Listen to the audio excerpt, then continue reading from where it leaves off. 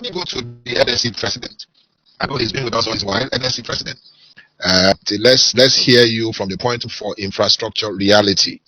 I think we all need to be mindful of that. We are not saying that we don't have infrastructure, but what is the reality of infrastructure today, and where are we? Where do we need to be? Can we have Engineer Babagana Mohammed, NSC president? If he's not ready, we will go to Estate Surveyor Ima Wike, president of the Nigerian Institution of Estate Surveyors and Valuers. Okay, thank you very much.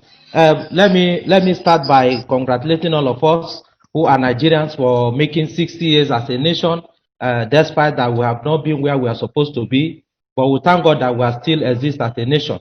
So that is paramount to us, and all what we need to do, just like the special advisor said, is for us to identify where did we get it wrong and at what point did we need to start.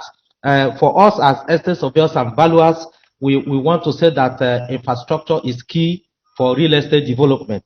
And for those of us that are in the built environment, we are lucky that we are provided one of the essentials of life. In life, we need food, we need shelter, and we need clothing. And under the built environment, we come under shelter. And shelter is second in hierarchy of needs of man, implying that we have, for one to have roof over one's head, which serves as protection against harsh weather condition and other life-saving dangers. Then we talk about infrastructure. When we talk about infrastructure, a lot of people have spoken on this, especially our colleagues who are engineers. We talk about roads, talk about water, talk about electricity and others. And these things makes life more cozy. And also they are referred as facilities or infrastructures. Infrastructure, apart from being a major indicator of environmental quality, is also crucial agent for social and economic development of any urban area or any society at all. Concept of infrastructure. The role of infrastructure in economic growth and development of a nation cannot be overemphasized. And several people have defined infrastructure, like I said before, so I don't want to bore you with that. But the most important thing is that where urban infrastructure is adequately provided and efficiently managed, productivity and profitable land use are often attracted towards such areas. And like the special advisor have enumerated the things that the Lagos state government is doing, I'm also aware that there are other state governments that are doing the same thing, especially here in Rivers State. The Rivers State government have turned the state into a construction site, providing infrastructural facilities for the people. And under this, for us, is divided into several sectors. You have the transportation, you have water, and under transportation, you have roads, you have bridges, you have airports, you have rail. Then underwater, you have water supply, you have flood management, like my brother president, Nigerian Institution of Surveyor has said, you have flood, you have sewage and drainage system. Then under power, you have power grid and power station and gas pipelines. Telecommunication, you have telephone network, you have Wi-Fi services. And with the present new normal we have now, this is very crucial for us. Then you have political infrastructure, where you have government institutions, you have parastatals and other government departments. Then you have educational infrastructure, where we talk about schools and other educational facilities. Then you have health, hospitals, clinics, healthcare centers and all that. Then you have finally recreational facility, and we'll talk about parks, gardens and reserves. On all this helps in the development of any society, the development of any nation. Presently, the greatest drag on Nigeria's economic growth is the country's substantial deficit in basic physical infrastructure. The World Economic Forum, as our 2016-2017 Global Competitive Index, ranks Nigeria infrastructure at the bottom. We are 132 as at 2017, 132 out of the 138 nations that were actually carried out. Despite some progress over the years, The level of access to basic physical infrastructure such as clean water and improved sanitation, electricity, paved roads, among others, are still inadequate given the income levels and its rapid population growth of the nation. We are growing astronomically in our population, but in our infrastructure, we are not growing the same. There are a lot of roads that are not paved. There are a lot of other infrastructure that are not functioning. But meanwhile, our population is growing. And because we are not taking care of this infrastructure, the usage is becoming heavier on those ones that are still available. And that is why if you look at the profile, I have here the profile, you have the infrastructural competitive in quality infrastructure, we have 122 out of 138. On road, we are 127 out of 128. On railroads, we are 97 out of 132. On air transportation, we are 125 out of 138. On ports, that is water transportation, we are 116 out of 138. Then on electricity, like a lot of people have said, that is one of the major problems we have in Nigeria. We are 136 out of 138, which is not a good thing for us.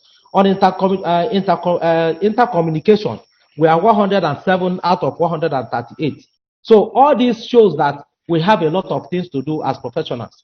We shouldn't just leave this to the government. As professionals, we have our role to play, and the government also depends on us to provide solutions into some of all these things. The only problem we have is our professionals, are government willing to also listen to us when we advise them. In 2016, Nigeria had one of the lowest level of access to improve basic infrastructure globally. And like I said, it's rated 132 out of 138. Currently, we are 16% of 16% of Nigerian roads are paved compared to average of the other countries that we are comparing. And that is as at 2016. Only 16% of the total roads in Nigeria is paved. According to the World Bank Water Sanitation Program, on average, poor sanitation infrastructure causes country approximately 2.8% of our GDP per year. More than 80% of the population of Nigeria live in the world's lowest medium income countries. Having access to electricity, only 90% of the world population had access to clean water. All right, thank you. So we have talked so much about the infrastructure. I want to actually come down to how it affects the real estate sector, and that is where my topic is. Said Nigeria as 60 searching for infrastructural reality, the real estate sector perspective. Real estate constitutes one of the most important sectors of the economy and has always been a boom opportunity for investors in Africa and at the world at large. Real estate sector is like the barometer of the GDP of any society. It is the aspect of the economy that handles provision of shelter and categorized into residential, commercial, industrial, recreational, and other usages. Despite its importance, real estate has no value if it has no utility. Now, you cannot locate a house in an area where there are no infrastructure, no road, no water, no electricity. What it means is that that particular development it cannot be used. So for a particular real estate to be useful, it must have infrastructural facility that will help that particular usage. The factors that are always largely linked to provision of quality infrastructure. The significance of quality infrastructure to enhance property value cannot be overemphasized. For every particular property that to have a value, it means that it must have those good qualities. It must have the infrastructural facility for such real estate to have its value. And so the issue of water, electricity, and all other aspects of infrastructure cannot be overemphasized. The interplay of roads, water, electricity, telecommunication, when adequately provided, attract investment activities and enhance economic growth, which impacts positively on real estate value. What we're saying here is that in an area where these infrastructures are provided, there's every tendency that the property value within that area will be higher than area where those things are not provided. Not just the capital value, even the rental value. in area where you have some of all these facilities provided, there is every tendency that the rental value in that area will be higher. And now the reverse effect is that when the rental value is high, when the capital value is high, the government has an opportunity also to benefit from it, because there will be property taxation on those real estate development, whereby the government can also generate revenue for their investment. Impact of infrastructure on real estate value. There are several factors that causes a fluctuation in real estate. This includes the inflation, GDP, the size of the nation, the quality and the adequate infrastructural provision by that particular area. There is a study carried out by two of our colleagues, SS of your Oyodele and SS of your Kemiki in Ikeja, and the essence is that let us see whether there is a correlationship between the property value and the infrastructure. And by the time they finish this valuation in Ikeja area, we find out that 86% of the land value in Ikeja, where these infrastructure facilities are provided, that the rental value and the property value are high in that area. And the area where those things were not provided, the rental value is low.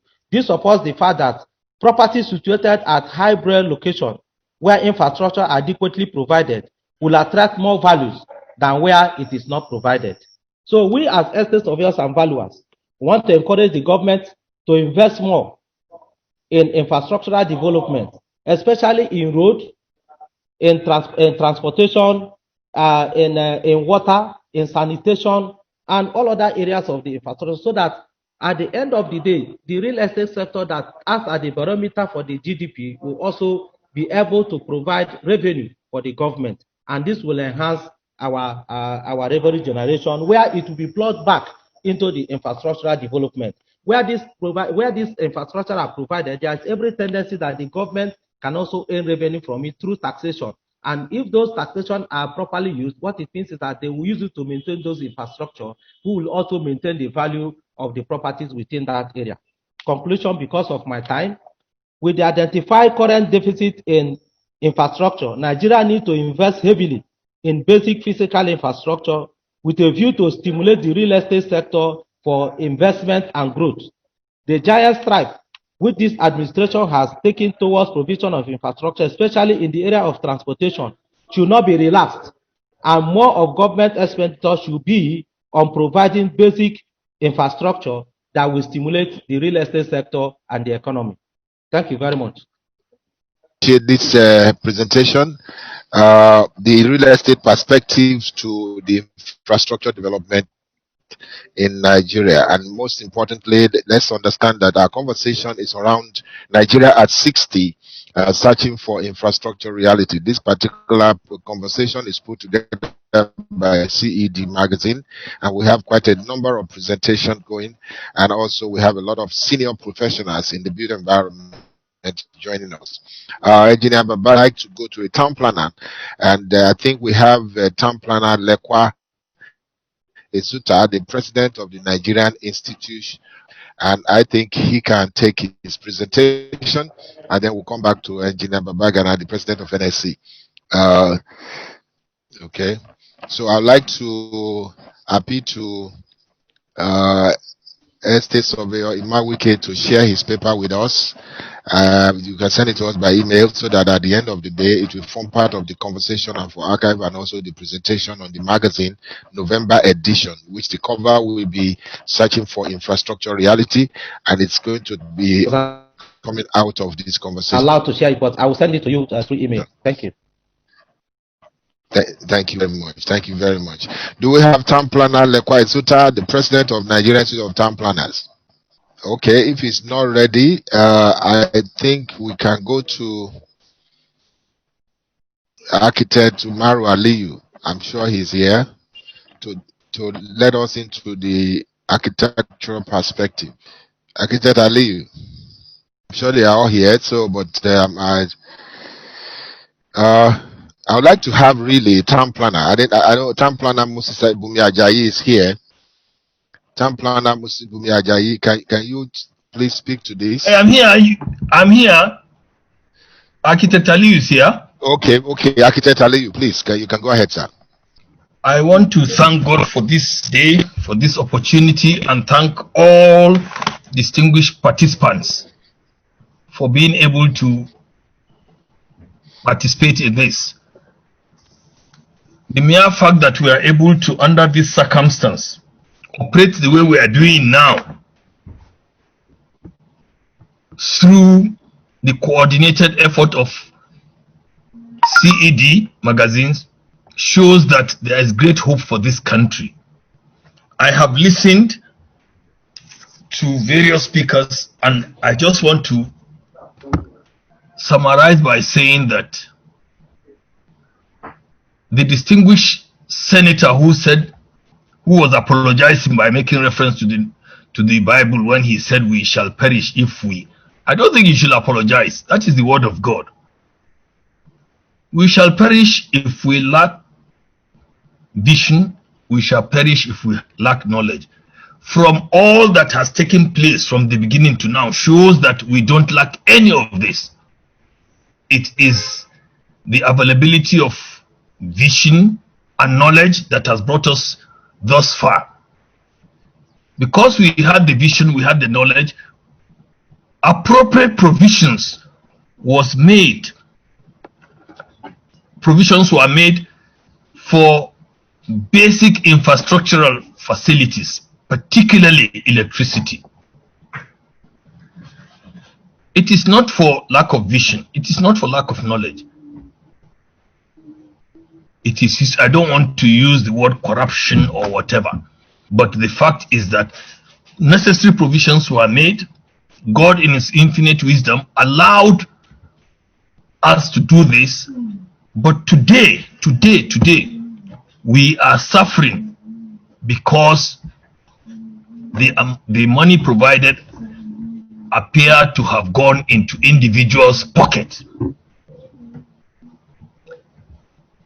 This was supposed to be under NEPA, then PHCN. Today, what do we have? They are all in individuals' pockets in the name of privatization. It will definitely not take us anywhere. We must not pretend. People hide under ethno-religious concerns and cover up all the inadequacies, all the shortcomings, all the evil things that will not make us progress. Thank God Kenneth had the singular opportunity to be with us in the Federal Ministry of Housing and Urban Development, then under Mrs. Oshomo. Am I right? Yes. He witnessed the little that we were able to do with the little resources available. All the respective professionals played their part, well defined, in the general infrastructural development of this country. Unfortunately for us, everything has gone haywire. The civil service now, the song is, I want to progress. I want to be a director. I want to be this. I want to be that. So in so doing, we have been blinded, destroyed the infrastructure on ground in terms of the structure of the civil service. For example, the Federal Ministry of Housing and Urban Development was charged with the responsibility as the chief consultant of the federal government of Nigeria in the delivery of all the facilities under that ministry. Yes, what is happening today? The Ministry of Education is doubling into works, is doubling into medical health is also doing the same. So the core functions of all the ministries have been bastardized. No control, no record, nothing. Duplication. In all sectors, development of the professionals becomes very, very difficult. So I don't want to go too far. A lot has been said, and in my humble opinion, if we harness and go back to ABCD, we should be able to go to places. All our roads are gone. You can hardly travel, and that is why everything, economy has gone down. There is frustration left, right, and center, unemployment, and so on and so forth. I believe that if we all decide to forget, to repent, and do the needful, God will pity us and give us back our senses. Thank you very much. Thank you very much, sir. Thank you very much. That's a very food for thought. Nigeria at 60, searching for infrastructure reality, a CED Magazine presentation, and we want to thank all our speakers so far. Now, let me go to Town Planner Isuta Lekwa, the president of Nigerian Institute of Town Planners, and let him take his own paper. Let's go straight to Engineer Babagana Mohammed, NSC president, to lend his voice to this particular conversation. Nigeria at 60, searching for infrastructure reality. Engineer Babagana, please. First, let me thank all those who participated. I had them, and at the same time, I was also running another meeting with the Federation of African Union Organization, centering on infrastructure in Africa. So the story is same everywhere. For concern to me is Nigeria. For concern to me is Nigeria. Yes, modern and efficient infrastructure is no doubt the bedrock of developed economies all over the world. Such countries did not arrive at their robust economic development by chance, but as a result of continuous investment and overhauling of their existing ones over time. And Nigeria has failed over the years to invest in infrastructure. That is where we are today. We cannot overflog this issue. It was, many have spoken to it, and we cannot overflog it. These are realities. That's why the theme is very apt. Realities. Realities. Which is correct. So we must navigate out of this wood. It's just that we don't have any option but to navigate out of it. And I kept saying everywhere I am, Nigeria can only be developed passionately by Nigerian professionals. And it must be deliberate by government to support the professional. It must be deliberate. And the professional must collaborate. We must collaborate. Key, QED. That's how it works everywhere. I kept asking, before I left a forum, I asked them, why are project delivery not failing in Dubai, UAE here, just 6 hours away from Nigeria? Why are they not failing? Why don't they have abandoned projects? Why?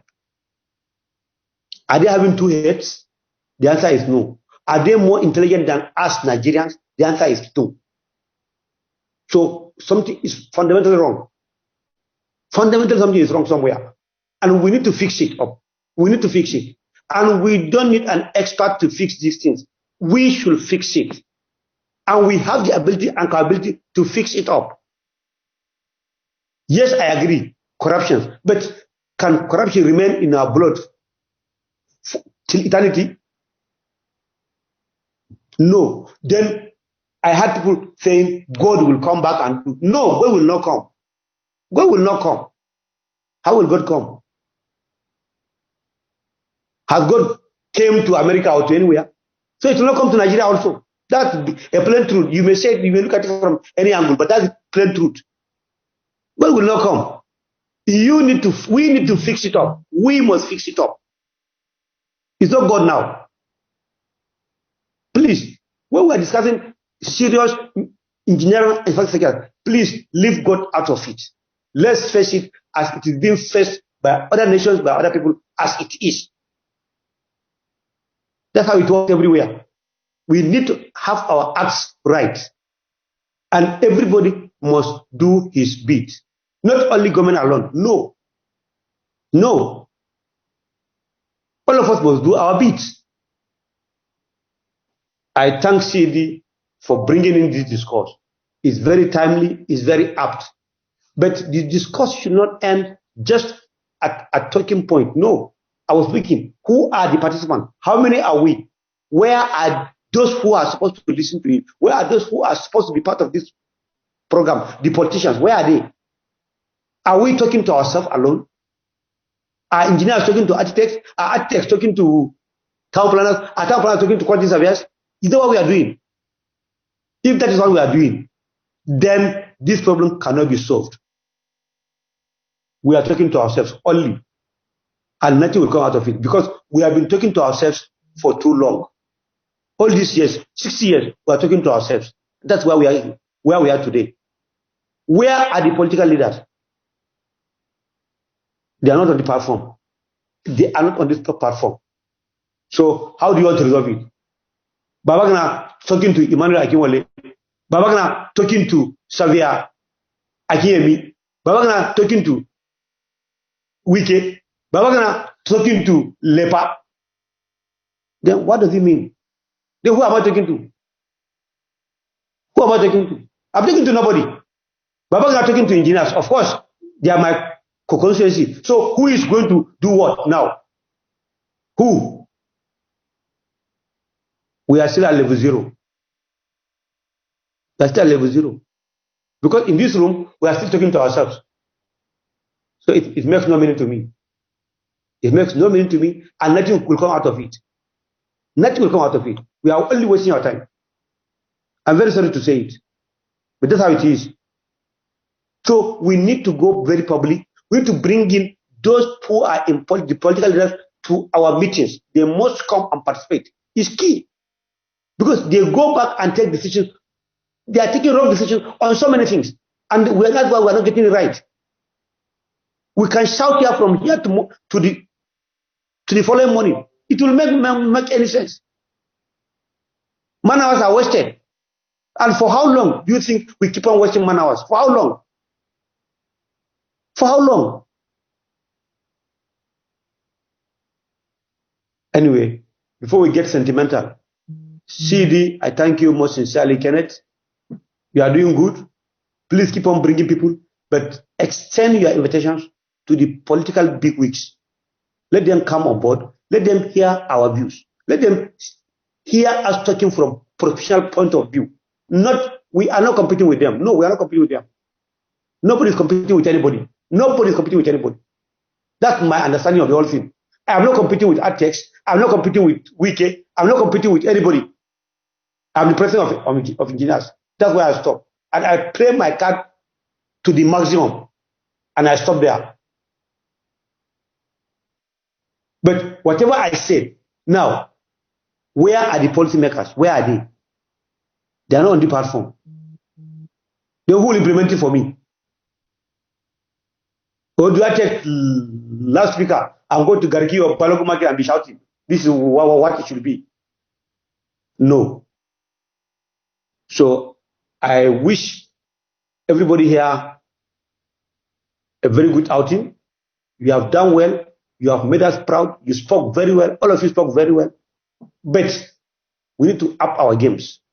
And we need to be very honest with ourselves. Very, very honest with ourselves. Because once we are not telling ourselves the honest truth, then there is no way we can go out and be telling truth to the people outside. No. First, we have to convince ourselves that we are telling ourselves the truth. Then we can now have the audacity to go out and tell others the truth. Otherwise, let us stay glued to our systems and be reading our mails. Thank you and God bless you all. Passionate, always passionate about development, always passionate about goings on, always passionate about the fact that things must work. We want to thank you very much, Engineer Babagana Mohammed, President of NSC. I do understand the position, and I do believe that you spoken well. Earlier on, the special advisor to Lagos State Governor was speaking about the infrastructure and what they were doing in Lagos, and how they have been able to bridge the gap in terms of the infrastructure development within the last 1 year or so that they've come on board. But we do appreciate your conversation, and I hope they were also, Madam was also listening to you. But I do believe that I've just put a call through to Olaolu Akonde, the SA, to the Vice President. He's still confirming that the Vice President is listening, and hopefully we will get him to also make conversation for 5 minutes that he promised us on this platform. Now let's go to Town Planner Lekwa Ezuta to lend his voice to infrastructure reality. Nigeria at 60. Town Planner Lekwa, please. If he's not ready, we can have Town Planner Moses Bumi Ajayi, please. But Hello? we would like to hear. Okay, we can hear you. Can you go ahead? Town Planner Ajayi. Okay, yes, sir. Town Planner Ajayi, please. Thank you very much. You can just speak from the perspective of town planners. Please. Thank you, sir. Okay. Let me thank Engineer Babagana, who have just finished it. I think CED should, at the very worst, get us to speak to the governor's story. And he has told me to the government. So, but having said that, I think CED will take it as an advice, lens to bring people, even the political parties, the leaders of the political parties, because the political parties are supposed to formulate policies for their parties. So having said that, let me now go to what we have called me here to discuss. Now, I was very happy yesterday listening to the speech of Mr. President, in which he himself did say that about 52% of Nigerians live in cities. And so when you are talking of 52% of Nigerians, it means you are talking of about over 100,000 Nigerians living in cities. And we're talking about infrastructure. Infrastructure is intended or is meant to serve human beings wherever they are. And that is where the issue of infrastructure becomes very critical in our cities, because over half of Nigerians are now living in cities. And therefore, urban infrastructure has become a major issue. Then, apart from the issue of cities, people always think the town planners talk only about cities. There is a whole area of planning, which is regional planning, and which we look at places outside the urban areas and the rural areas, rural development planning as part of the things we do. But without going to all those definitions and things, the fundamental is whatever infrastructure you are talking about, the bulk of it must be in cities, given the fact that most of Nigerians are living in the city. And in order to have efficient and livable cities, we need fundamentally to have a physical development plan for our city.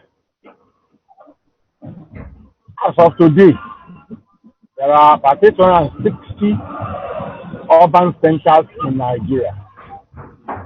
And by urban centers, we define it with the UN definition of any settlement any center that is more than 20,000 population. And from the research I did lately, there are less than 150 towns that have development plans. And out of these 150, about 110 of them have already expired. They are due for review,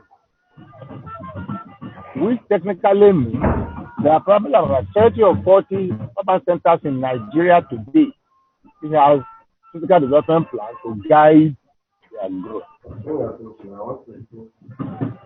Now, the other side of the thing, of the almost 150 master plans, both expired and legal, 70% of them were done by foreign companies, though some of them are masquerading now as Nigerian companies. Bulk of them is between Max Lock and Dalandasa. So very few have been done by Nigeria. And what are the effects of even having things that you cannot relate to, not to effectively? I leave that as a question mark. Now coming back to the fact that these people have no development plan. You now have a lot of flooding in our city. And when you look at a lot of the flooding occurs because people have built along river courses. People have obstructed drainage lines. People have done all sorts. Whilst if they had got a system development master plan, or they have even implemented it, appropriate setbacks will have been left for these rivers so that this flooding will not affect the human being. Or there will be some areas that will have been declared non-development areas, the area of zero tolerance, so that it doesn't get. When you don't have a physical development plan, you are doing the roads and drainage and things like that becomes problematic. I want to give significant credit to the Lagos State government, both in terms of having physical development plans. They have about 13 altogether. And so the commission, the SA, can be talking about what she's talking about because they already have physical development plans, which has guided some of these decisions in the past. When we start talking about second airport in Lekki corridor, this thing has been researched and it has been decided as far back as 1918, the regional plan for Lagos. So, once you don't have a long-term vision as represented by your physical development plan, some of the things will go wrong. You want to lay your electricity, you want to lay your gas pipelines. Once they are not in the physical development master plan, by the time you come, you start destroying something to build your own. And that's why a lot of times they say that destroy houses. You want to do the Fourth Mainland Bridge, from the papers we are gathering, over 800 houses will go.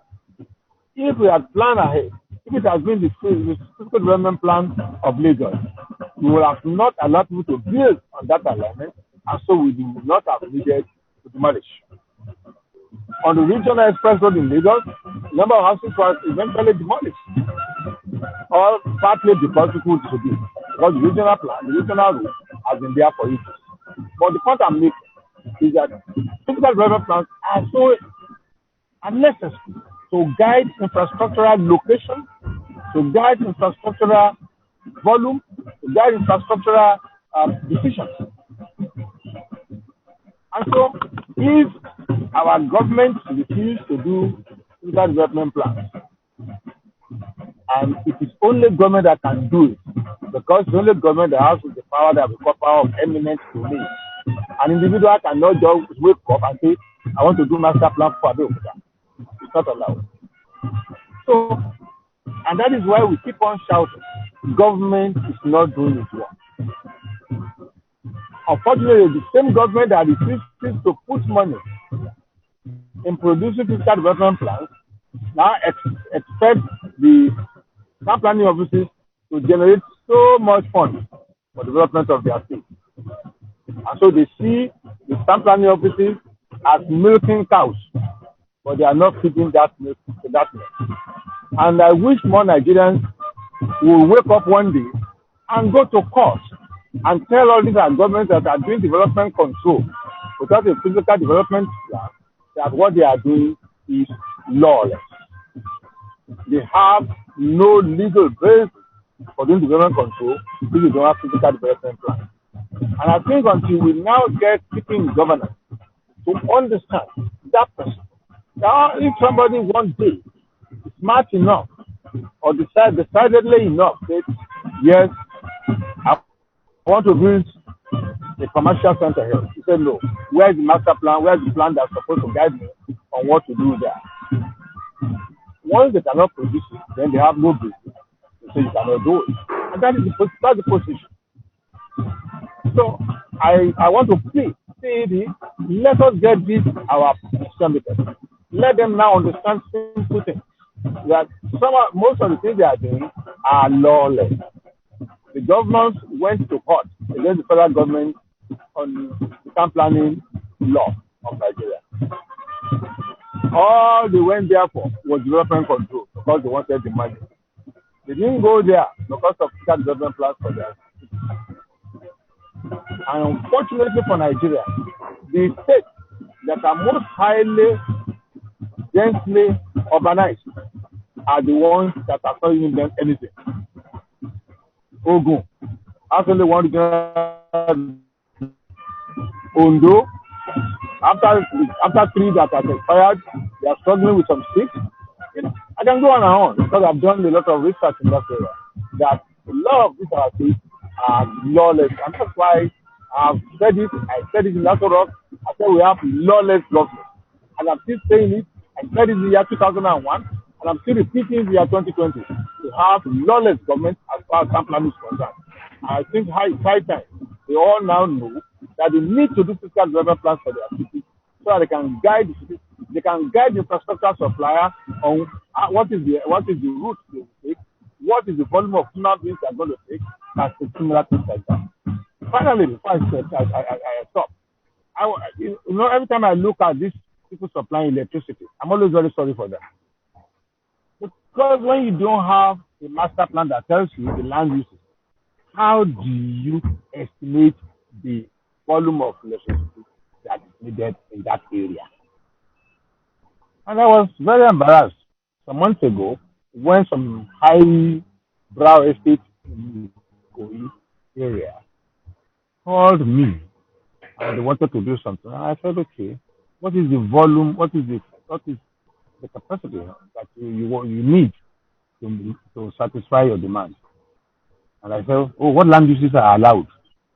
Are there commercial uses? They sold this whole NEPA thing without a proper statistical basis and therefore a proper calculation of the process as a chartered accountant without what are the number of structures, what are the size of this and things like that. So I think we've got a time where we just have to talk to these policymakers and let them know that they need physical development plans for their city and their actions based on the infrastructure supplier should supply within the context of the physical or with the guiding of the physical development plan for the city. And so I want to thank everybody that has spoken today. Just like my colleague said, that we are holding it shows that some of us still have hope in this country. If we are giving hope, we will not be talking about the country again. But we still believe that this country, our country, can only be developed by us. And therefore, the more we talk about it, the more we try to educate ourselves, the better. And we hope one day, we'll get to the turning point and we'll move the right direction. Thank you for inviting me and have a blessed day. Thank you. Thank you very much, sir. Thank you very much. You gave me food for thought, and some of the major conversation are centered around infrastructure reality and what we have now. And let's also continue to congratulate ourselves, Nigeria at 60, and many of us saw it yesterday. And we listened to the president's speech, and he also mentioned so many things in terms of what the government is doing. So may I have Town Planner Lekwa now, who is the president of the Nigerian Institute of Town Planners. Town Planner Lekwa, please. Thank you for giving me this opportunity. Please permit me to stand on already established protocols, since I don't know who are present. So let me not go contrary to the rules. I must have to first thank the organizers for this apt interaction, and also thank them for inviting me, especially as most times even members of the enlightened public don't seem to appreciate the critical role of town planning with respect to infrastructural provision. Well, I've been directed to interrogate Nigeria at 60, searching for infrastructural reality to commemorate the 60th independence anniversary of our dear country. My senior colleague, a past president of our institute, town planner Dr. Bumi Ajayi, has said so much that I won't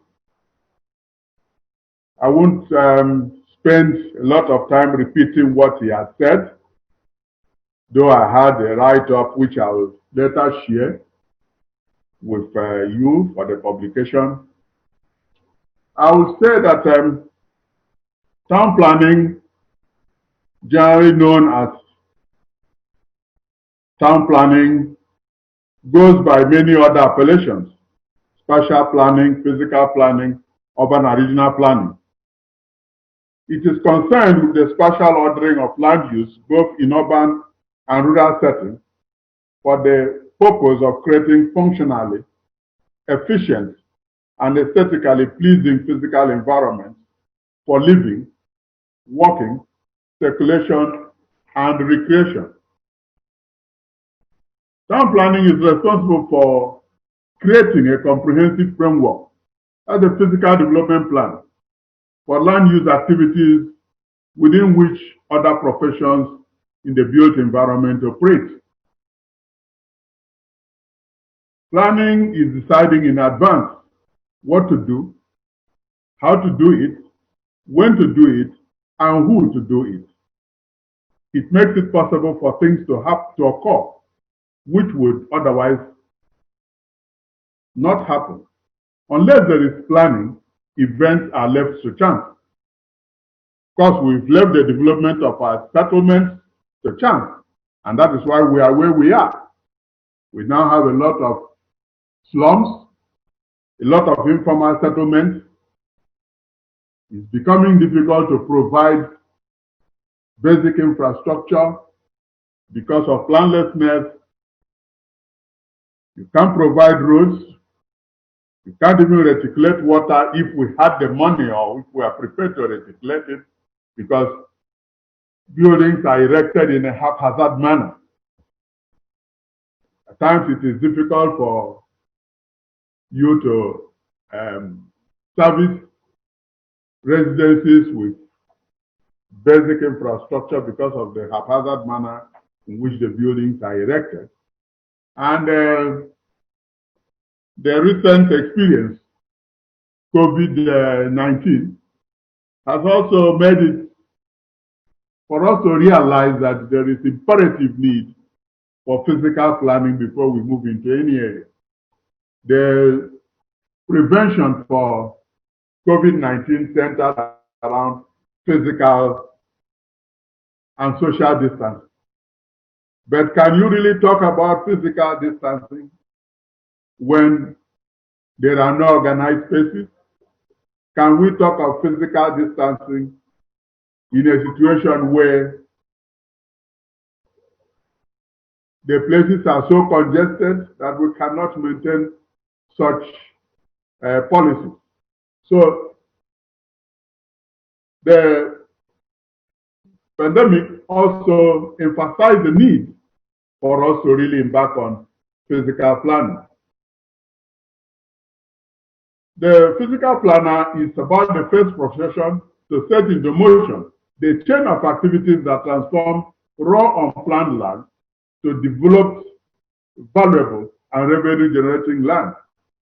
I'm happy my past president, Dr. Bumi Ajayi, did emphasize that aspect of when you don't have this planned environment, how do you really provide the services?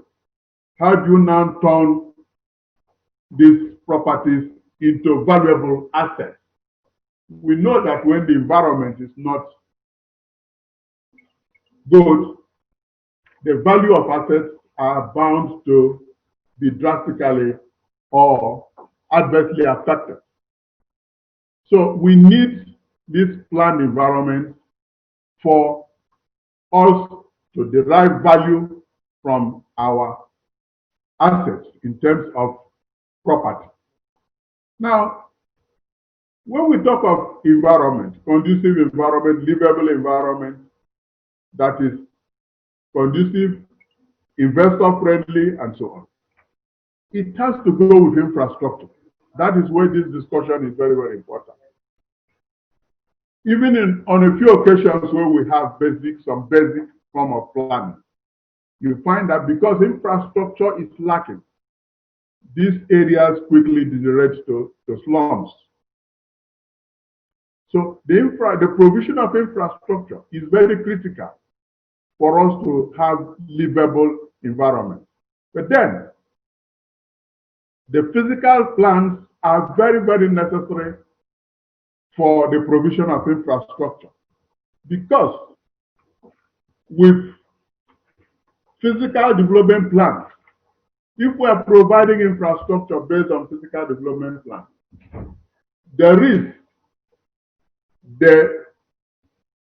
it will result to our making efficient investments in infrastructure.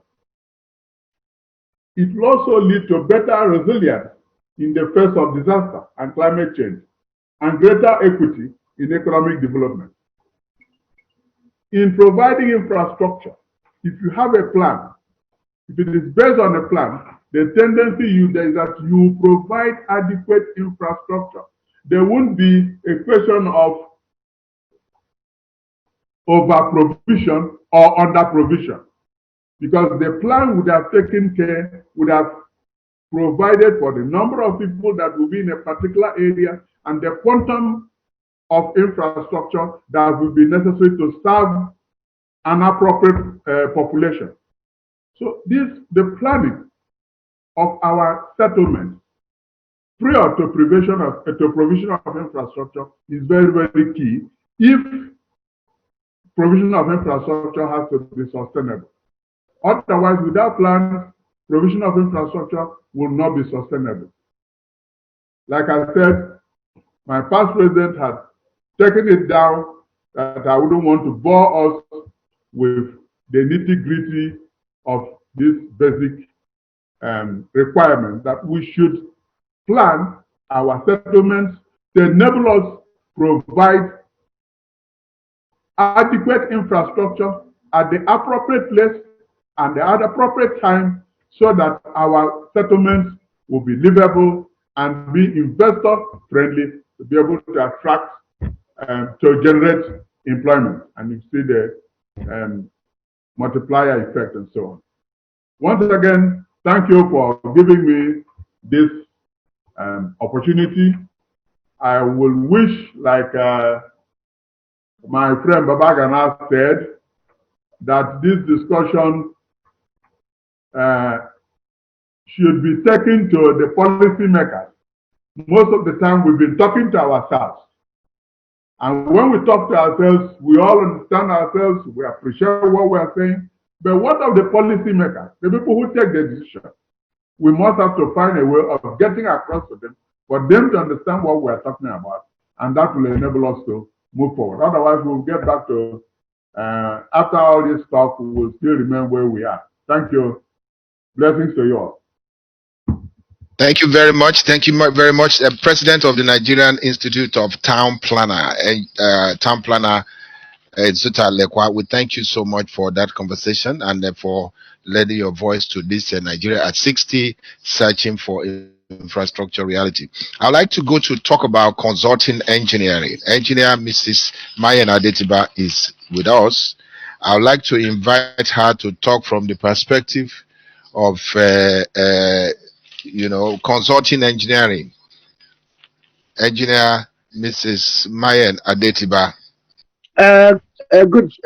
Let me say good afternoon to everybody. It must be afternoon now. And I want to particularly say good afternoon to all the past presidents and presidents there. I don't know if Sister Olu is still there, and my dear sister from Lagos State government. Hopefully, one of these days she will meet. I'm happy to be here to be part of this discussion. And I'm particularly happy that we are talking about this. And I think we need to talk a little bit more about this. I remember when I was doing my investiture as president of APEC, at that time they had only made local content for the oil and gas industry. But during my speech, I did say local content should be for everything, not just limited to the oil and gas industry. This is because, and what I'm going to say, because quite a number of our senior fellows, they have discussed and also, how do you call it? We have discussed a lot about what infrastructure means. I want to illustrate mine with some of the things that I experienced. In the 80s, about mid 80s, there was China had just opened up to um, to the world. So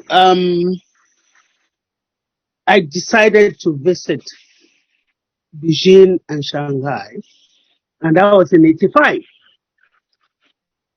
When when we visited, I say we, Mr. Adetiba and I, when we visited Shanghai, Shanghai was well, relatively civilized.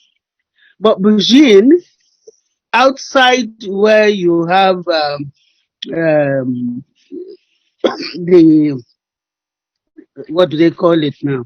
Where Mao Zedong is, no other place. It was like a big global village, you know. As a matter of fact, we could not, from the airport, just go to Beijing, to the city, and get a hotel booked for ourselves because it wasn't allowed. And they never had that kind of luxury. In Beijing, there were just a handful, similarly in Shanghai. So we needed to wait at the airport, every visitor. Then they would now give you a room in a dormitory. That was how bad it was. Why am I bringing this up? We go to feeding, particularly soon after the opening up of China, and we find out that the number of Chinese coming at that time were was great. Quite a number of them. Up till now, they constitute maybe the largest. After a while, I thought they coming out of China with the kind of civilization that I saw there, I thought they will not go back to China. I went there 85, I went there 86. But then I was curious that these Chinese kept on going back, and I wanted to know why. So I went again during the FIDIC conference in Beijing. And I'm glad Ogumbayo is on the line. And we went for a 3-day tour on the Yangtze River in order to see the preparations that were taken before how they had to um, um, displace the villagers, built them something new, took them a little bit high up because they expected the place would flood. And eventually we got to the largest hydroelectric dam, which is the Three Gorges Dam, the largest in the world. And we went and toured. We went on top of it, had discussions with the Chinese. What am I trying to bring out? These were people that even at the FIDIC level, we thought they were not as well trained as the Nigerian engineers. But the difference between their government and ours was that, is that the government was prepared to take a rain check on them. Those designs were done fully by the Chinese. They never took out the design they farmed out the design to these countries and all that.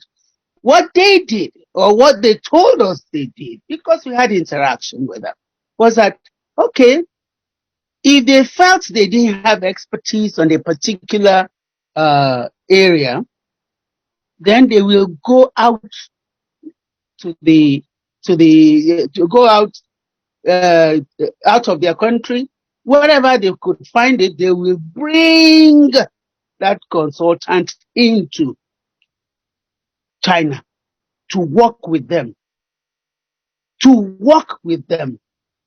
And we are sitting down. I know my engineer Otis Anyaji said something earlier on, which is what I wanted to have. How can we be getting grants, money we will pay back to? It's been happening, not today. In the 80s or thereabout, I think the Lagos State were doing their water projects. The French company that gave them the loan brought in practically everything. I got to know because I was pretty close to the managing director of the Water Works, Lagos State Water Works. I think we have to understand, maybe we, the professionals, we have not drummed it enough to government that this is not acceptable.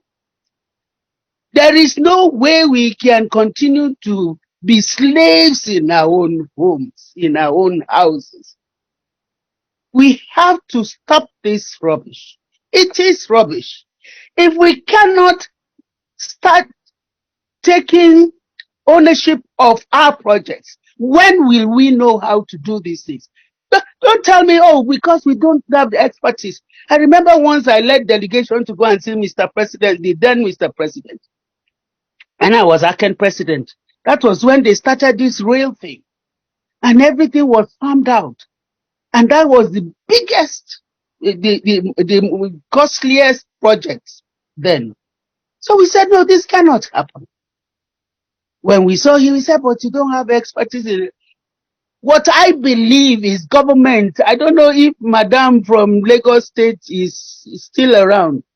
Government must know that even if they have to pay a little extra, a little more for that knowledge to be passed, for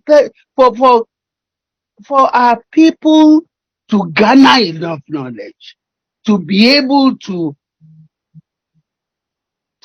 because after a few times of going through this, there's no way you will not get a hang of it. Of course, you start doing it. You say similarly in the 80s, I told the then managing director when they wanted to build the refinery, I said, get a consultant in Nigeria, not me. Get anybody so that you don't think I'm pushing for myself. Let us put the consultant to work side by side with the foreigners. Because the foreigners know that if you tell them, oh, transfer technology, you will not employ them anymore. Because once the local consultants have the expertise, there's no need for you to bring them in.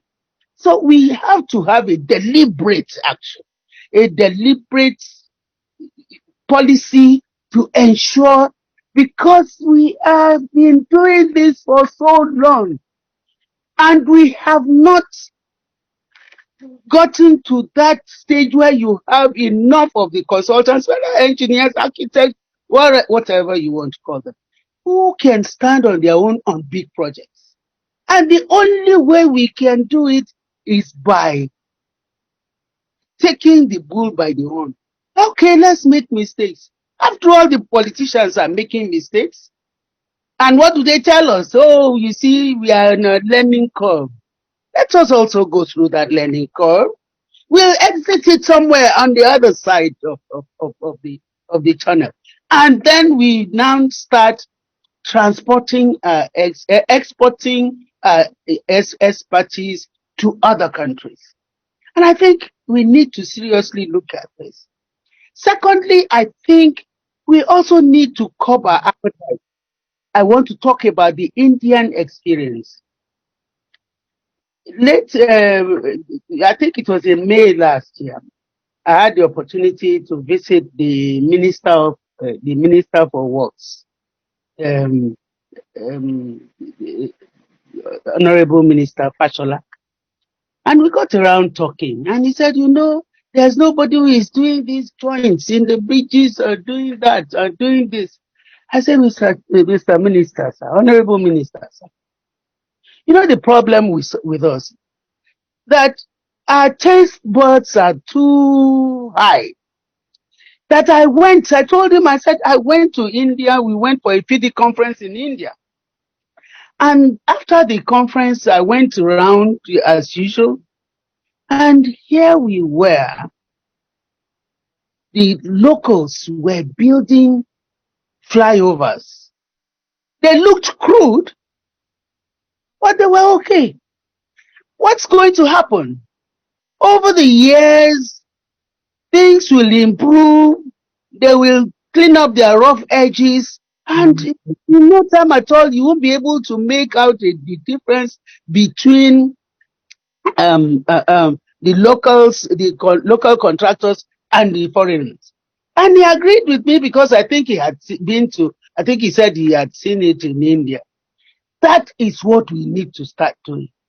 We don't necessarily, which also tailors into what Mr. President is doing, maybe with material things, that what you can grow or you can make, you can't eat. Let's not even spread it around.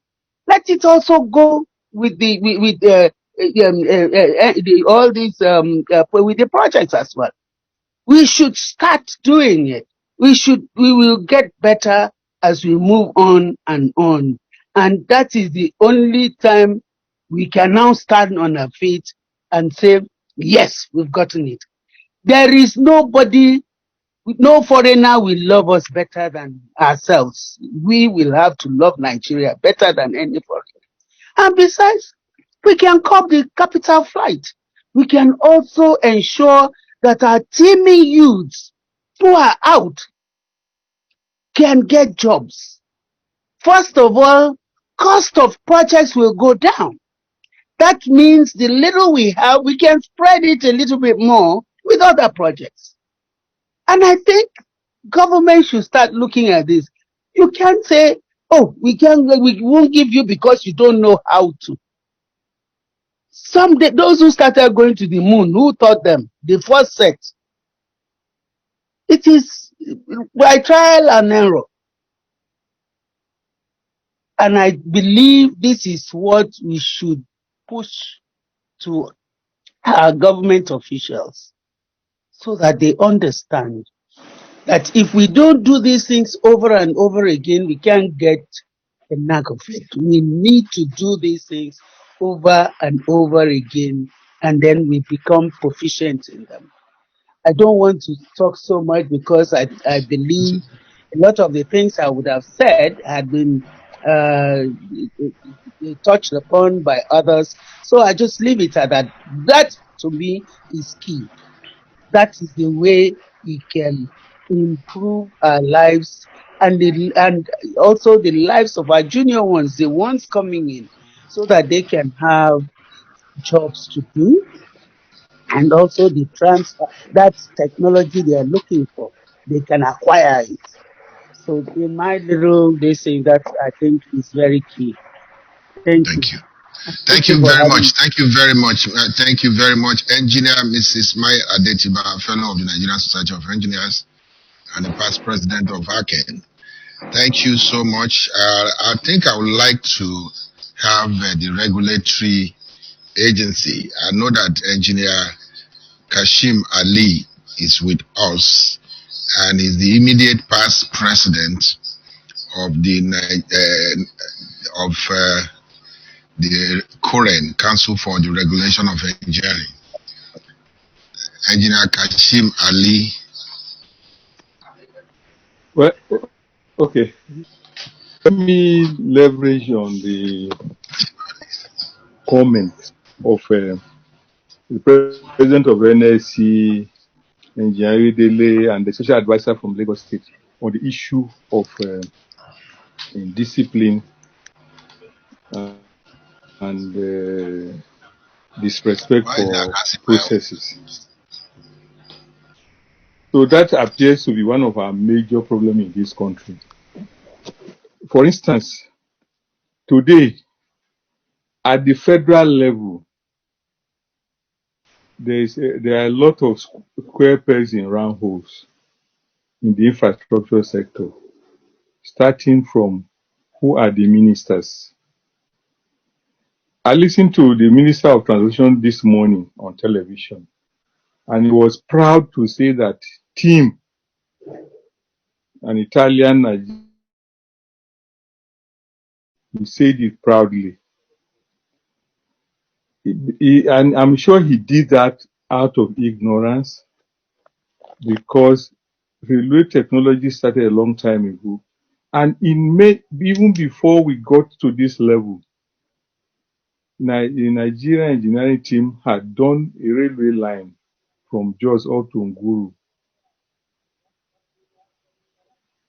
Conception and implementation. So it's not something particularly new. Nobody built on it. Just the same, we didn't build on what we learned during the war.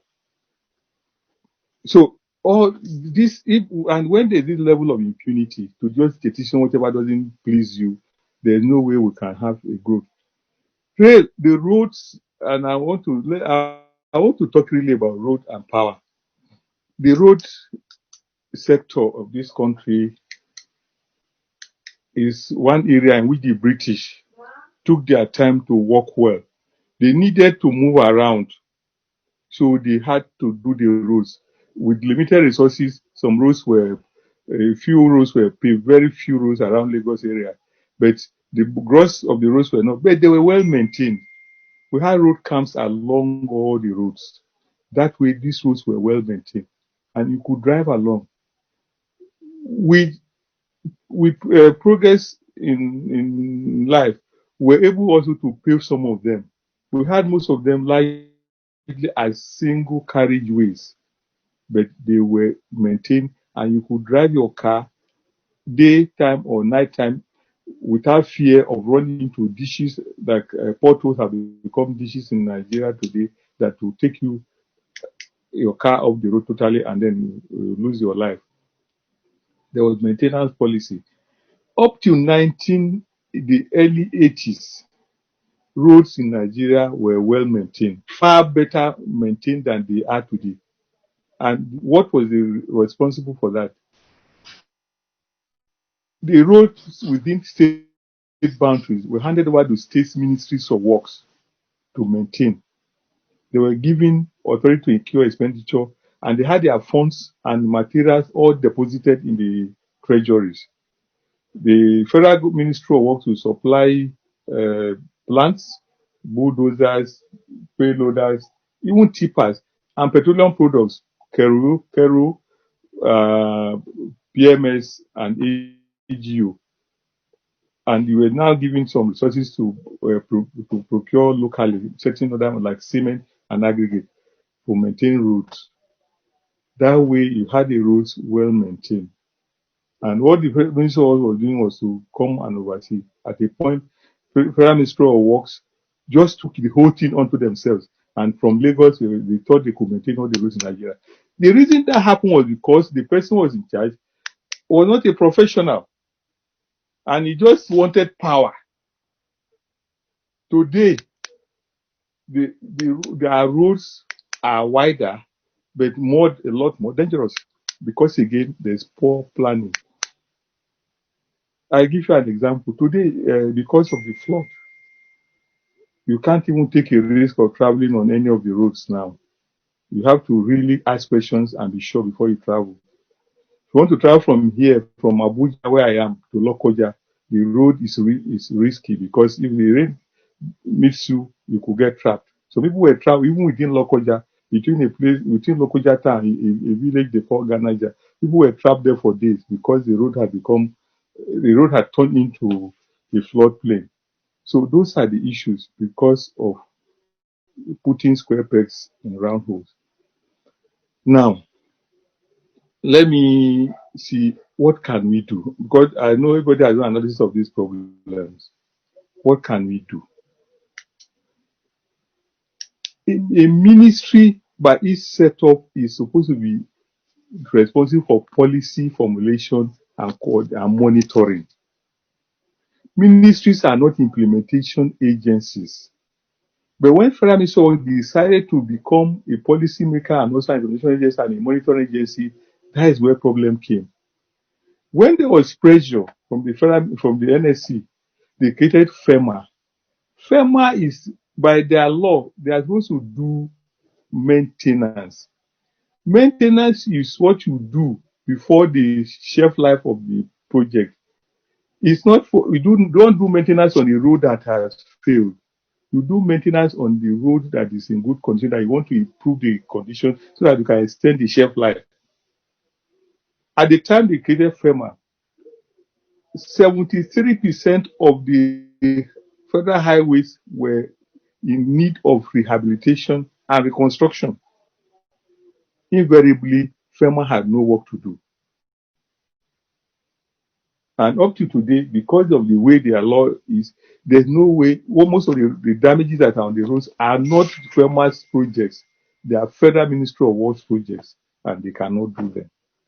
See, they did a road, there's this bridge they did on River Benue from a place in Nasarawa across to Benue. The bridge has been constructed, but the access road from this end has not been done. So people who are going to the eastern part of the country, for whom that bridge will be very useful, cannot use because there's no access road to a bridge. The bridge took how many years to do, but nobody did the access road. That cannot happen when there are square pegs in square holes. So those are the challenges that we do have. Maybe and now the reason for some of these things, they always claim that we don't have enough expertise within. I've given you an example of expertise in railways.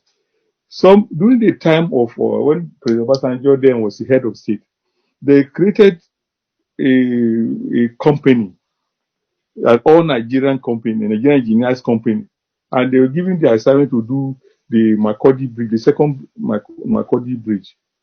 That bridge is still standing. It was done by them. After that, they liquidated the company. So it's like there are some people who do not just want progress for our country. There's nothing that people are doing for us in this country that we cannot on our own do. And like Engineer Mayen said, even if we couldn't do, why can't we start with our mistakes? We make our mistakes and correct them, just like other countries have done. Why can't us? Why should it be lawyers that are always failing in court? And like now, look at the example recently, this P&ID problem. about 9.6 billion or so, about $1 billion of our resources was supposed to be filtered away by legal action. Legal action, because it's all about signing and not signing that created that loophole. Even the country has not risen. But when they were discussing the issue of Lagos Ibadan railway today, which is about 1.6 billion, they say we borrow $1.6 billion to do that. And people are shouting. Shouting for what? We didn't shout when there is somebody who was just to take 9.6 away, just like that. But you are shouting that 1.6 didn't invested to do a rail line that will make travel between Lagos and Ibadan easy. And the other layers, the section 2, which is from Ibadan to Kano, but all passing through the state capitals. This is so there's this, we need a reorientation. One of the populace must also accept that we need infrastructure to be called a developed country. For as long as, no matter how much money we have in terms of oil revenue that we keep in external reserves, we can never be referred to as a developed country until we have infrastructure. So if we recognize that, it will help us. So today, I also want to point you to because I want to Lagos State Special Advisor say something that I need to correct. Is the assumption that capacity, because she too seemed to have this feeling that we don't have sufficient capacity in country by her comments, and maybe because she worked in the, I'm told she worked with Zulajoga for 30 years, so that has kind of influenced. There's this NCDMB headquarters here in Goa. I plead with all of you who go there, go and have a look at it. It was done by a wholly Nigerian firm, Megastar. The MD's name is architect Harcourt Aduke. That building is far more advanced in quality and everything than the secretariat that Julius Berger built in Abuja. I'm telling you. Also compare the secretariat built in Lagos, which was done mainly by, in fact, the design, they call the design, the former PAMSEC, it was chief architect, director of architecture before he became. We have proven our mettle. So it's the problem, there's nothing to prove again. The capacity are bound. So that's why I initially started by, I aligned myself with what President Babagana Mohammed said about speaking to ourselves. I pray that the Vice President, as you said, is listening. If he's listening, there are corrections to be done at the federal level. For instance, Niger Power, the Delta Power Holding Company, since the beginning of the year, has done only 600, about 600 out of its capacity to do 4,000. I don't know what the reasons are. But what comes to my mind now until I find out is because of also a square peg in a round hole. You can't have a lawyer managing that sort of institution and you expect any progress. You don't expect to get progress, and there's nothing. I'm sure when you interrogate him, you tell, "Am I an engineer?" That's the answer he give you. We have had this over and over. I recall when Jeruseni created some disaster in Abuja. When he was being investigated, they asked him, he told them, "Am I a professional? I was only a minister. What they bring to me that I approve." So these are all the excuses. Enough of excuses. Leadership must be forthright. They must put square pegs in round holes. Hold people responsible when they are incompetent. But don't assume that there is going to be an incompetence and because of that, you sit down and judge. After all, it doesn't take an engineer to give an opinion on a good lawyer. So how can a lawyer be in a position to say an engineer is good or not good, or an architect is good or not good, or quantity surveyor is good or not good? Let people who understand these things be the one to make the judgment. If we do that like other countries have done, I'm sure we'll make progress. 60 years is a year for retirement in civil service, like they say. So I was asking one of my colleagues, they said everybody in the government should retire because 60 years and no production. Let's start afresh. Of course, there has to be a new mindset. President said we should all see ourselves first as Nigerians before we talk about where we come from. Let us also in implementation of policies see ourselves as Nigerians. If and not and see ourselves as Nigerians, not professional. If a job is for a funding surveyor, give it to them. If a job is for lawyers, give it to them. Don't carry the engineer job and give it to a lawyer. A medical job and give it to, because like today, architect Aliu also told, today medical doctors are involved in construction, public buildings. Everybody is doing everything. We can't make progress in that circumstance. The lawyers have ring-fenced themselves. Nobody can enter their own, but they have entered everybody's own, and they are messing up the job. Today we have no road to pass in Nigeria. It's a terrible thing. The railway system is being done. Yes, I mentioned it's always on the news. It's going about but he shouldn't be the one speaking. Let's hear from the professionals in charge of the program. Let's ask questions. Let's interrogate them, because the project will be finished. The problem will not arise until after several years. So let's get them done now. Thank you very much for the opportunity. Thank you very much, sir. So we truly appreciate your thoughts and lending your voice to this conversation. Nigeria at 60, searching for infrastructure reality. And then lastly, I know that PY's Joseph Segun Ajalin Koko was with us earlier on. I hope he's still here. We would like to hear from him. And then also, I know that architect Teva Jimade is here. If you can speak to the particular topic. I would also like to say that engineer Mrs. Abiola Kosegbe, she works with the Lagos State government. I think she can also speak from that perspective. Engineer Kosegbe, are you here with us? I know Engineer Kosegbe is with us. If you can. Engineer Kosegbe. Well, while she's getting ready, I know that Engineer Sunday Pokuola from the UK.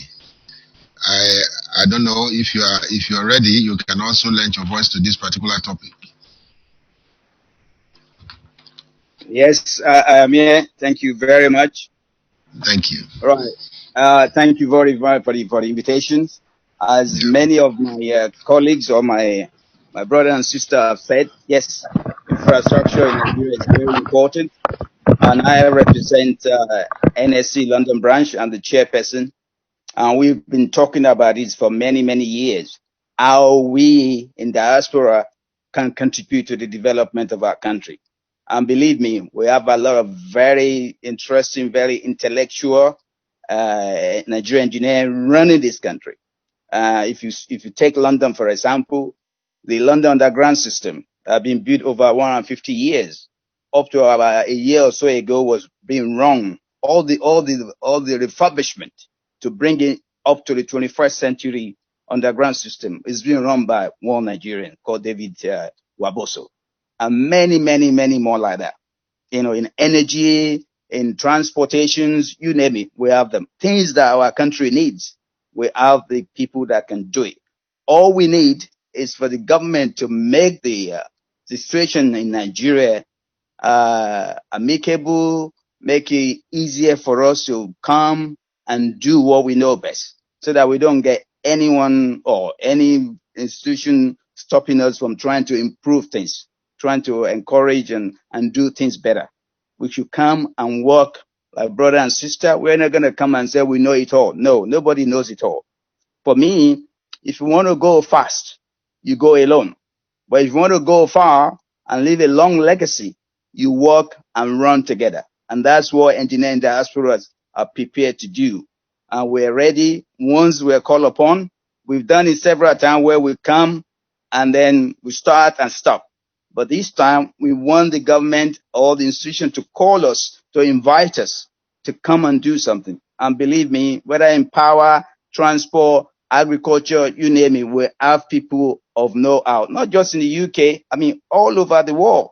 Nigerians are doing tremendous things. We're heading good position. An area where we're not good, we're well connected to people that can actually deliver these things. So, you know, the sky is the limit.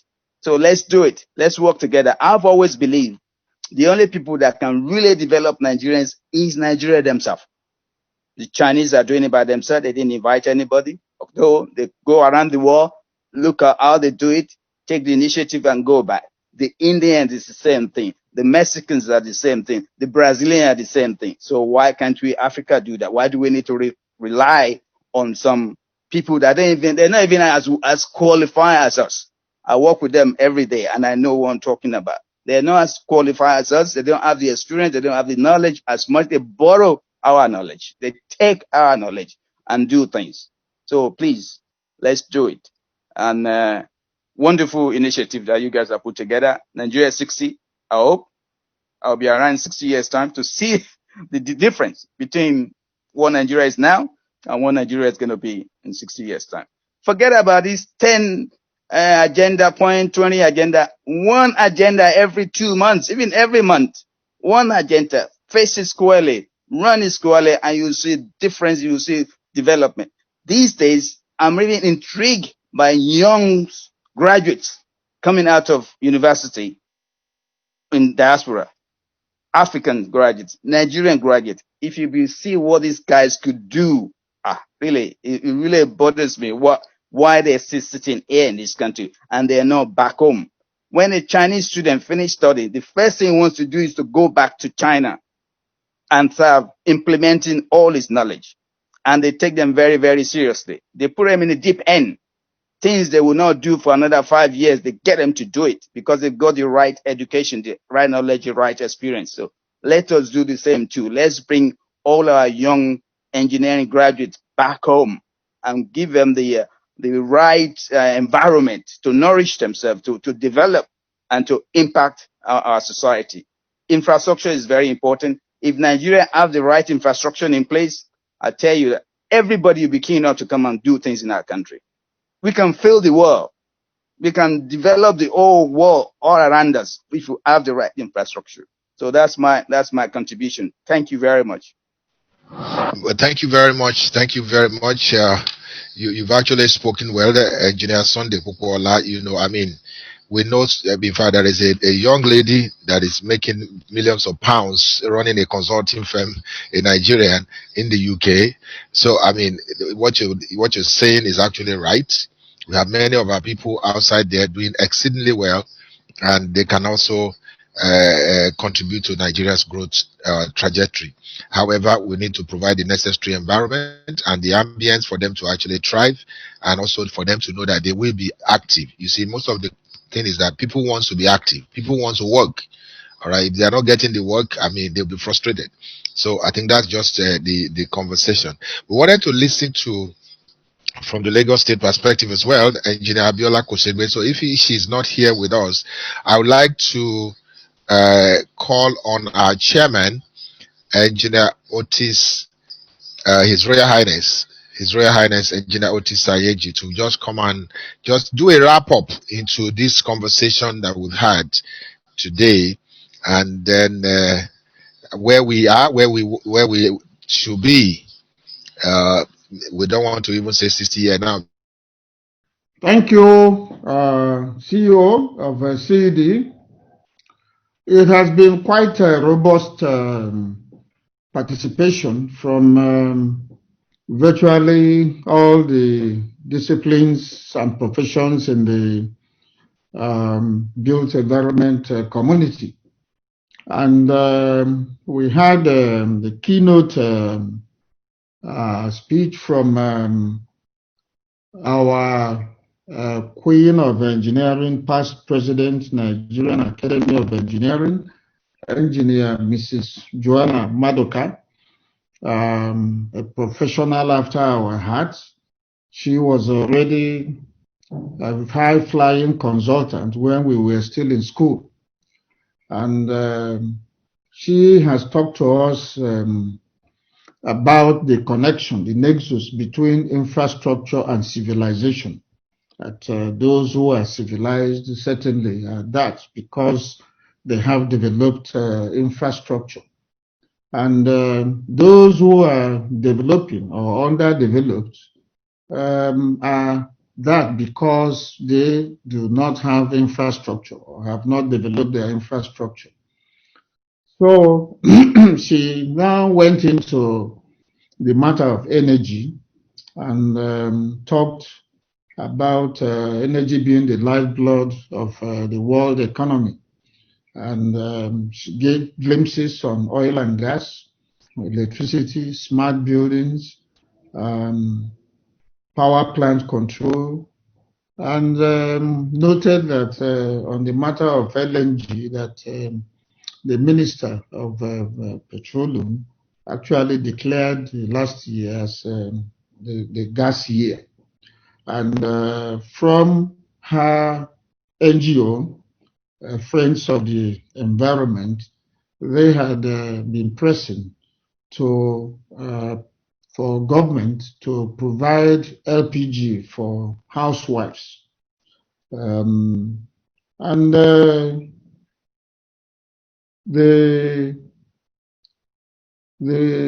performance of the privatized entities, she looked at from the prism of the holdings of government and the private sector. The government still holding 40% and the private sector holding 60%. But that the performance and output looks more like everything is still 100% public. That's 100% government holding. Now she talked about employment, the need to get our youths employed, and I think that is really the thing that construction is going to do in an economy, because construction, although it comes in batches and would appear temporary, but it employs more volume of workers than the facilities they build. So it is something that a government can quickly intervene with in terms of provision of jobs. So after that, of course, we had engineer Ifeoluwa Oyedele, fellow Nigerian Society of Engineers and the Executive Director, Engineering and Technical, Niger Delta Power Holding Company. And he had on the matter of indiscipline and incompetence. And I tried to explain how that is really responsible for much of our woes in terms of economic development. Of course, he was shy of attributing our problems to corruption. But I think it's a matter of semantics, because both indiscipline and incompetence are forms of corruption. And a few of participants had indicated so in the Zoom chat. And so the engineer is on point. We have to deal with incompetence. We have to deal with indiscipline. And he talked about the situation, where the Niger Delta Power Holding power stations have a capacity to do about 4,000 megawatts, but they are allowed to do only 600 because of wheeling problems of TCN. Now we listen to the special advisor from Lagos State representing the governor, and she eloquently talked about how the government has tried to complete previously abandoned projects. And that, of course, is quite gladdening because it means that we still have leaders that believe that government is a continuum. And talked about the mix of local and foreign consultants they use in implementing their project, and that discipline will also help in making the interventions that they are making to work. We talked a lot about many roads and other facilities that are being initiated and completed. But even when those are completed and we do not have discipline, the intervention will, look as if nothing really has been done. And in terms of funding, which is quite interesting, they were able to innovatively get the central bank to dedicate certain funds, for development of infrastructure instead of keeping it in their votes. And I think that is something that the professionals in the built industry should press on, so that there will be a national policy to make sure that some of these loose funds that are just idling away in the central bank can be channeled to developmental infrastructural projects, including the funds that have been lying idle in the pension.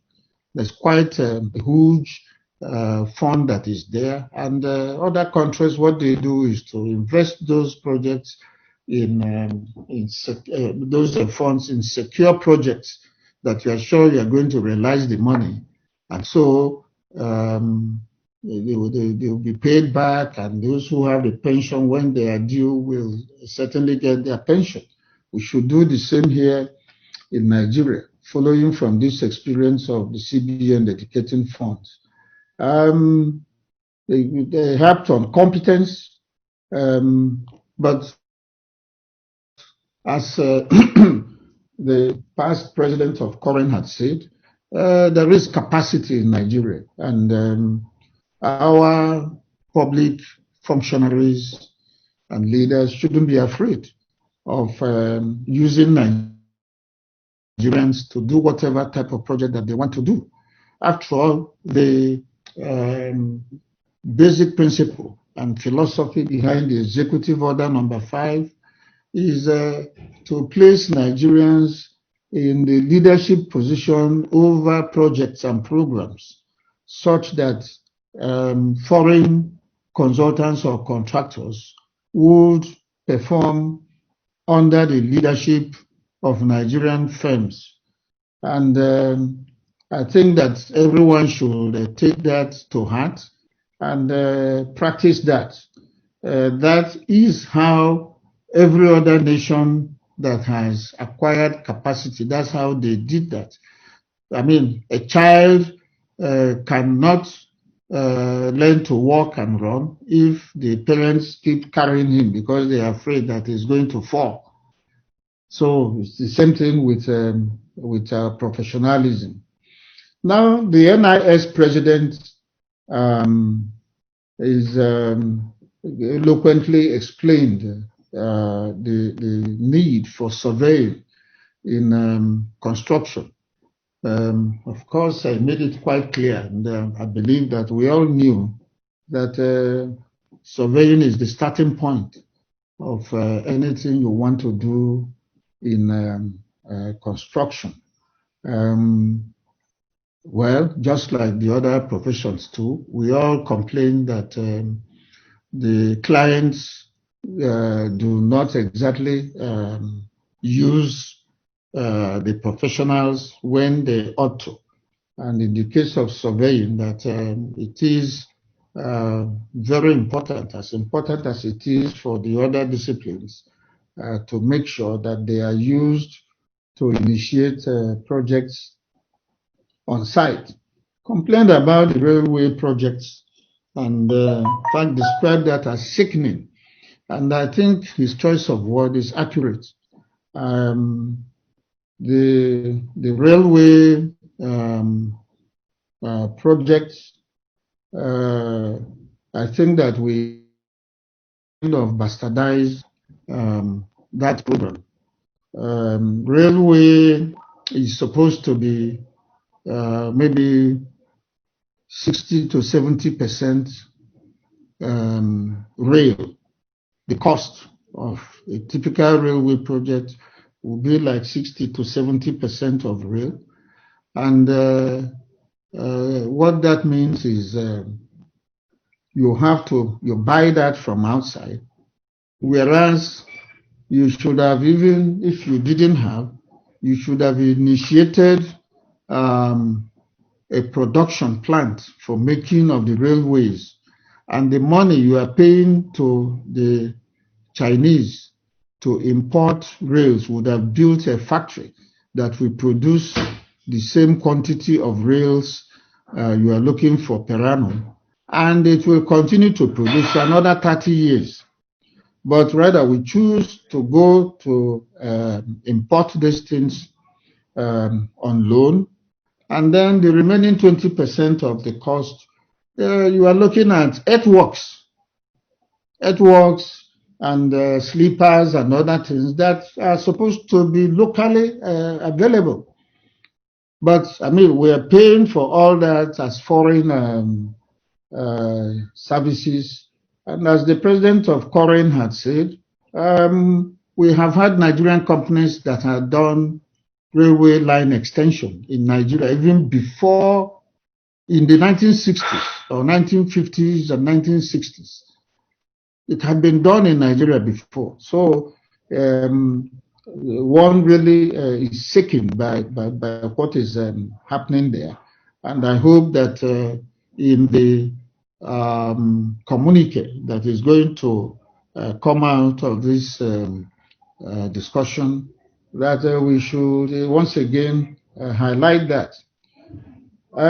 We then came to Surveyor Imam Wike, the president of NIESV, Estate Surveyors and Valuers Institution, where urban infrastructure is adequately provided and efficiently managed, life, of course, is lived better and perhaps more fully. Made that point and then reviewed the various indices of life, in which Nigeria was featuring almost permanently at the bottom of the league. And overall, of course, we took the position of 132 out of 138 nations in infrastructure. And particularly on road, you noted that only 16% of our roads were paved in the federal sector. Then we came to Architect Umaru Ali, President, NIA past President Akon, and he mentioned the problem ethno-religious consciousness has been causing, and people doing all sorts of things under that cover to distort our development and frustrate our progress. And he mentioned particularly of how other ministries have, by their actions, tried to frustrate the Ministry of Housing by dabbling into the housing mandate, which is supposed to be their reserve. He mentioned Ministry of Education, Ministry of Health, and so on. Perhaps he would also have mentioned Ministry of Federal Capital, because they too are involved in a lot of housing. But all these are things that we need to look into and try to say something that will be helpful in trying to restore responsibilities where they are supposed to be. My president, Engineer Babagana, made it very clear that if we do not open up to just beyond ourselves and bring in politicians to our conversations, that we'll just be wasting our time, and that we professionals and Nigerians as a whole, that we should take responsibility of developing, operating, and maintaining our country, and stop bringing God into mundane functions that he has already given us capacity to handle, and so that we should leave God out of such things. Now, Surveyor Olumide Adewebo commented on President Babagana's statement and urged that we stand on ethics and professionalism.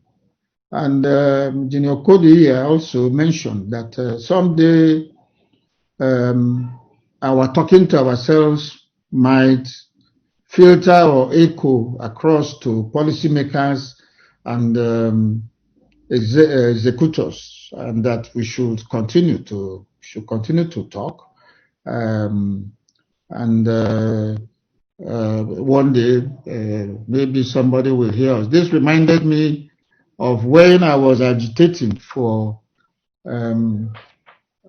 certain corrections or amendments on the companies law, the draft companies law in 1989-90, and I was going to the Attorney General, then Prince Bola Jibola, and on one occasion I went there, maybe for the 5th time, and he just looked at me and said that when he sees me, that he just gets, he laughs because it reminds him of saying in their place that there was a man who a rich man took his wife. And then he just saw that he couldn't do anything to the rich man, but that he could at least come to the market and be shouting. And when they asked him why he was shouting in the market, he doesn't know who took his wife. He said that he's shouting because he knows he cannot get the thing back from the man, but that when he's shouting in the market one day, somebody who is stronger than the man will go and get his wife back and hand back to him. So that, I think, is what this also reminds me about. Now, Town Planner Bumi Ajayi, past president of the Institute of Town Planning, urged CED to talk to government forum and political parties, governors forum, please, and political parties, and that we are likely going to have more results from that.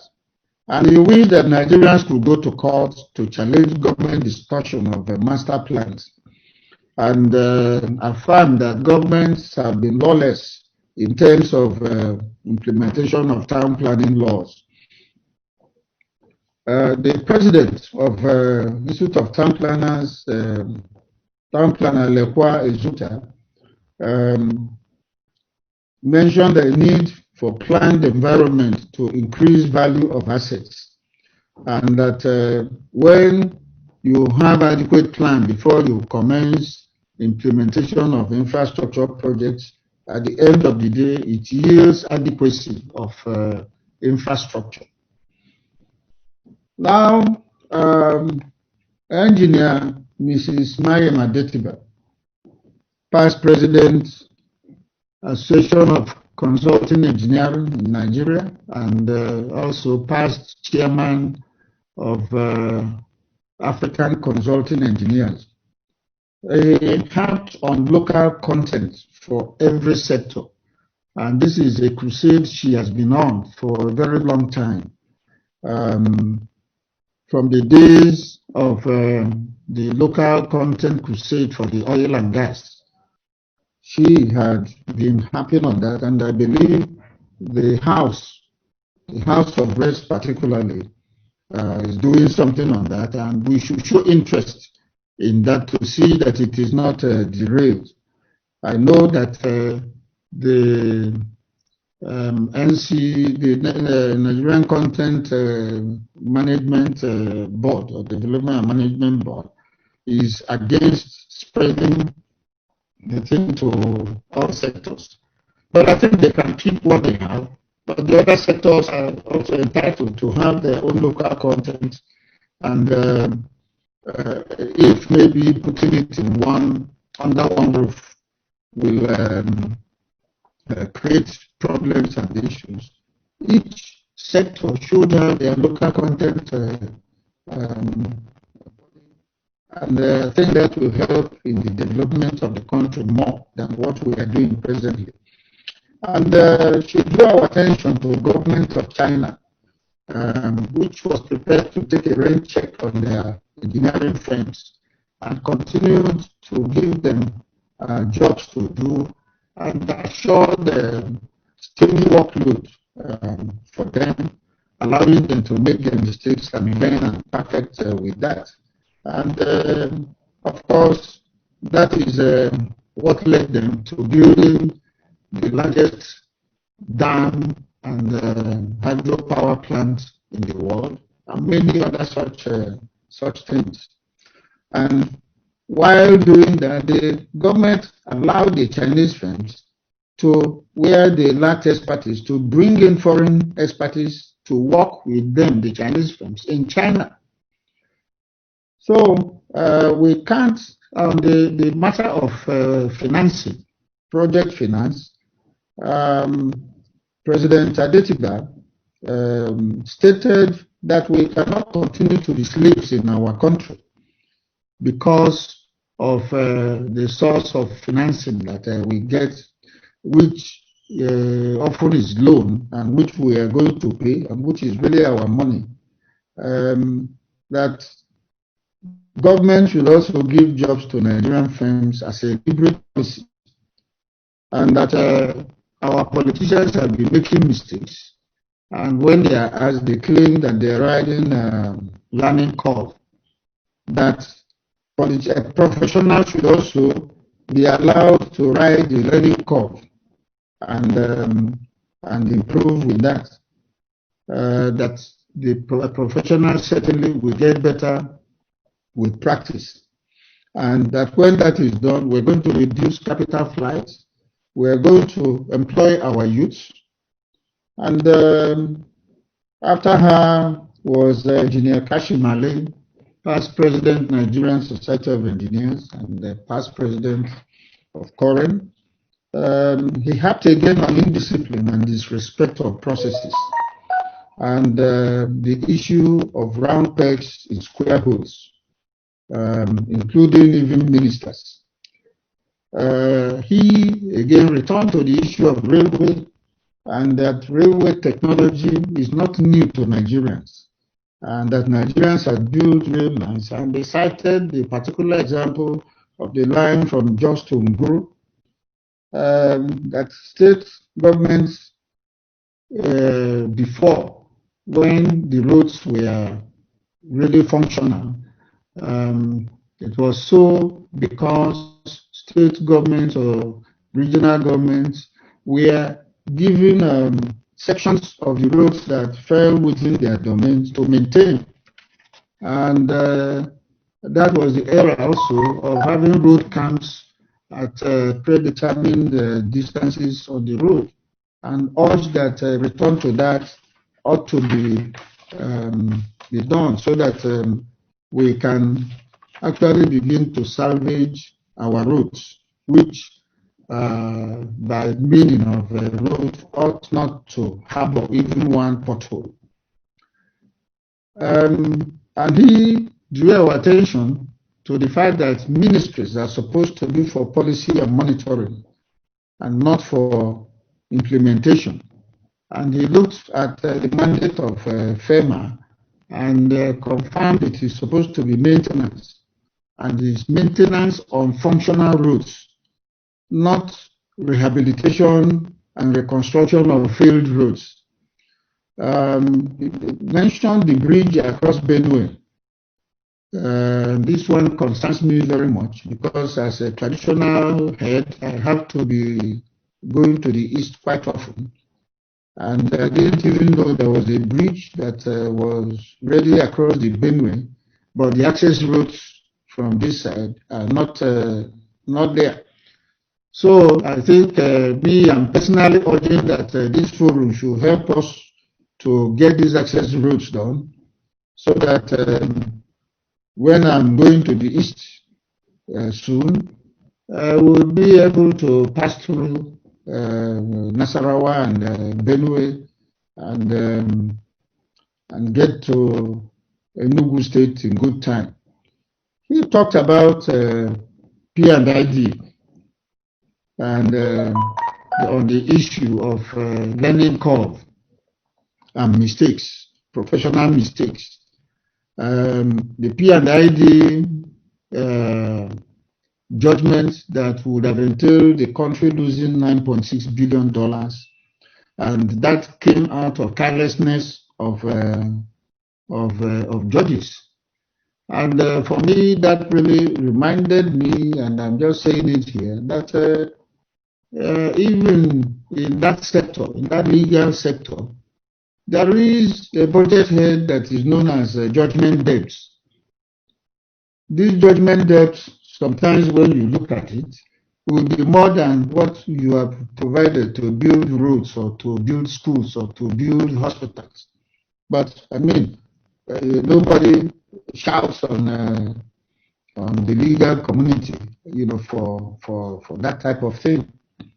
We then had Engineer Dr. Sunday Popola, the chairman of NSC in London, and he confirmed that many Nigerians that are running infrastructural facilities in the UK and other places in the diaspora, and that they, the diaspora, would want to work together with the professionals in Nigeria, and that Nigerians need to develop Nigeria the way other nationalities have developed their nations. And that is suggesting that we take maybe something like one agenda every month and deal with that and then get on to another. And confirm that our new graduates in the UK, for example, that they have been amazing, but doing things that are quite appreciated and groundbreaking, and that they still remain abroad. There should be a way of attracting them back to Nigeria so that they will continue to contribute their quota. And so government should do everything possible to bring them back. I think this is how I have covered this rich interaction. I'm sure the CED secretariats also or have taken notes that we will eventually exchange our notes and then come up with a draft communique that will be shared with all the participants. I thank you for listening. Thank you very much, sir. It's very, heartwarming to know that you and all that conversation that has gone on, especially in relation to the theme of this conversation, which is Nigeria at 60, searching for infrastructure reality. And obviously, every one of us believe that we can get it right based on all that has been said. But I can assure you that the communique will be shared, and also the video clip of this particular conversation will also be shared. The communique will also be sent to the Vice President as requested.